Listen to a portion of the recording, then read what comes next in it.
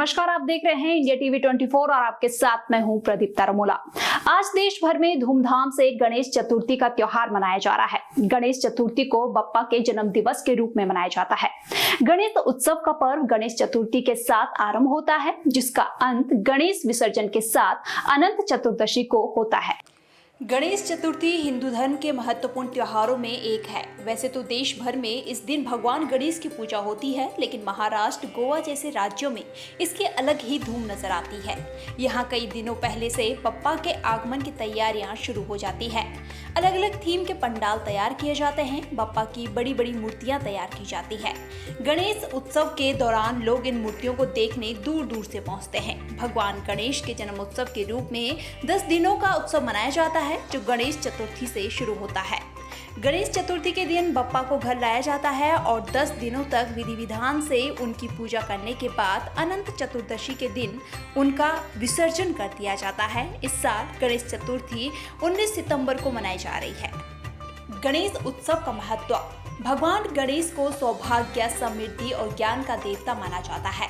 ऐसे में गणेश पूजन से घर में सुख समृद्धि का वास होता है। मान्यता ये भी है कि गणेश उत्सव के 10 दिनों तक भगवान गणेश पृथ्वी पर ही रहते हैं और अपने भक्तों के कष्टों को दूर करते हैं।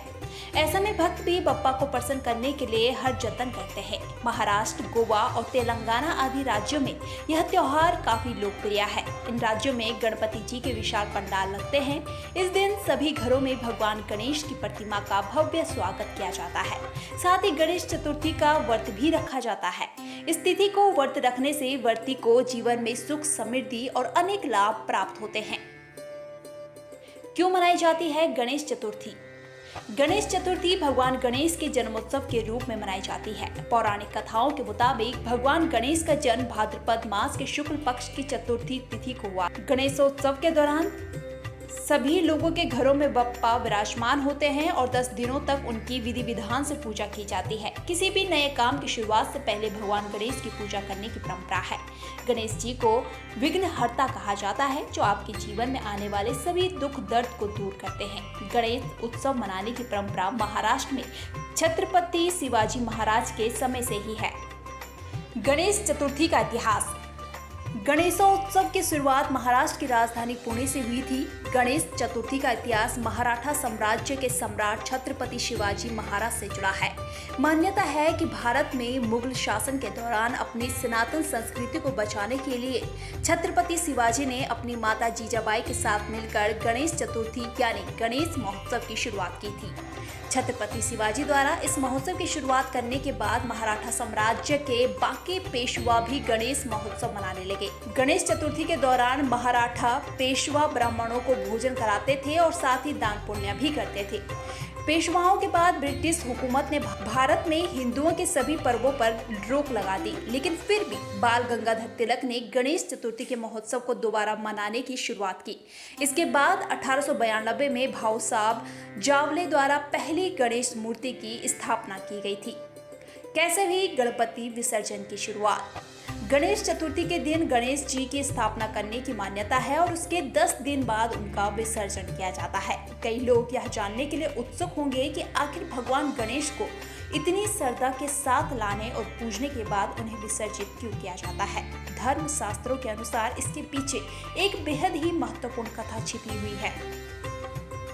पौराणिक कथा के अनुसार महर्षि वेदव्यास ने भगवान गणपति जी से महाभारत की रचना को क्रमबद्ध करने की प्रार्थना की थी।